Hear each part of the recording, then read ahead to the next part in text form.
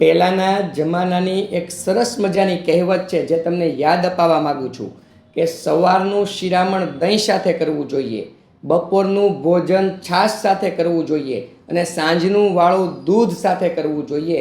આ 3 રીતે જો તમે તમારી જીવન પદ્ધતિને ચલાવશો અને તમારા ભોજનમાં અપનાવશો તો તમારે ડૉક્ટરો કે વૈદ્યો પાસે ઓછામાં ઓછો જવાનો વારો આવશે, કારણ કે તમારા શરીરની નિરોગીતા વધતી જાય છે.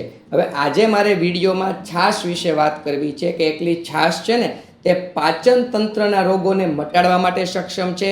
આ ઉપરાંત જે લોકોને પેટ ભારે ભારે લાગતું હોય, પેટમાં દબદબો રહેતું હોય, થોડું કંઈ ભોજન કરીને પેટ ભારે થઈ જાય, વાયુની સમસ્યા, પિત્તની સમસ્યા, કફની સમસ્યા કે કબજિયાતની સમસ્યા, આ બધી સમસ્યામાંથી આપણે કઈ રીતે મુક્તિ મેળવવી જોઈએ અને છાશમાં આપણે શું શું મિક્સ કરી શકાય કે આ બધા રોગોથી આપણે મુક્તિ મળી જાય, તો એના માટેના આજે સરસ મજાના પ્રયોગો સમજવાના છે. હવે છાશ પીવાનું મહત્ત્વ શું છે?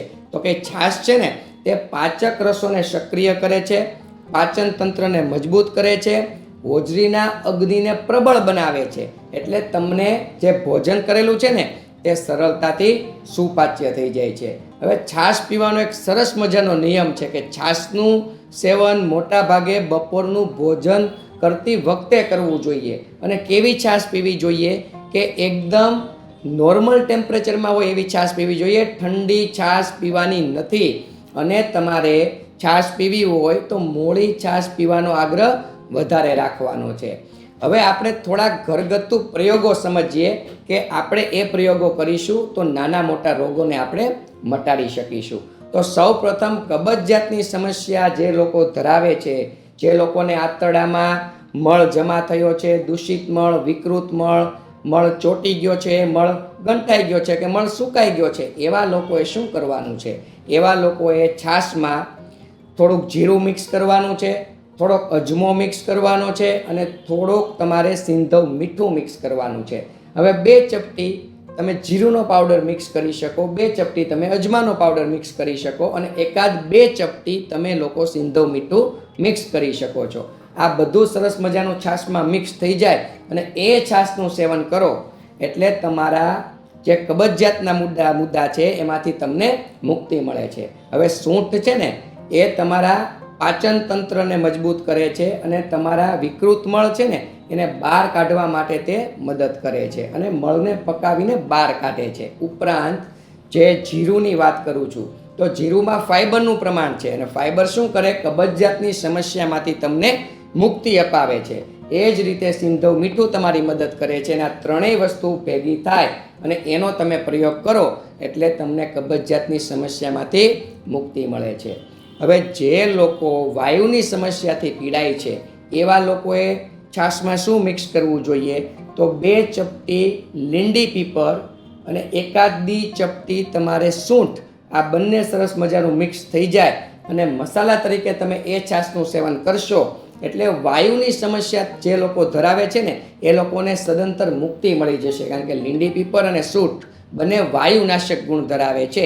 એટલે આ બંનેનો પ્રયોગ તમે છાશ સાથે કરશો એટલે તમને પાચન તંત્ર મજબૂત થાય, પાચક રસો સક્રિય થાય અને વાયુની સમસ્યામાંથી તમને મુક્તિ મળી જાય એટલે તમને પાચન તંત્રના રોગોમાંથી રાહત મળે છે. પાચન તંત્રના અનેક રોગો છે, એમાંનો એક રોગ છે વાયુની ગેસની સમસ્યા, એમાંથી તમને મુક્તિ મળી જાય છે. હવે જે લોકોને કફની સમસ્યા છે એવા લોકોએ શું કરવું જોઈએ? એવા લોકોએ 1 ચપટી સૂંઠ, 1 ચપટી મરીનો પાવડર ભૂકો અને 1 ચપટી તમારે લેવાનું છે લીંડી પીપરનો પાવડર કે ભૂકો. હવે સૂંઠ, મરી અને પીપર આ ત્રણેયનો ભૂકો તમે મિક્સ કરો એકાદ ચપટી અને એ સરસ મજાનું છાશમાં મિક્સ કરી દો અને એ છાશનું સેવન કરો એટલે કફની સમસ્યામાંથી મુક્તિ મળી જાય. કારણ કે સૂંઠ, મરી અને પીપર આ ત્રણેય દ્રવ્યોમાંથી ત્રિકટુ ચૂર્ણ બને અને ત્રિકટુ ચૂર્ણનું કામ શું છે કે કફને જળમૂળમાંથી મટાડવાનું કામ છે.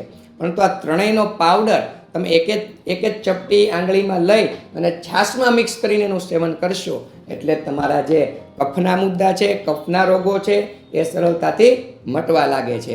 હવે જે લોકોને અમ્લપિત્ત, એસિડિટીની સમસ્યા છે એવા લોકોએ સાકરવાળી છાશ પીવી જોઈએ અને એ લોકો એક દ્રવ્યનો પ્રયોગ કરી શકે છે કે વરિયાળીનો ભૂકો અડધી ચમચી વરિયાળીનો પાવડર એ પણ છાશમાં મિક્સ કરીને તમે એનું સેવન કરી શકો છો.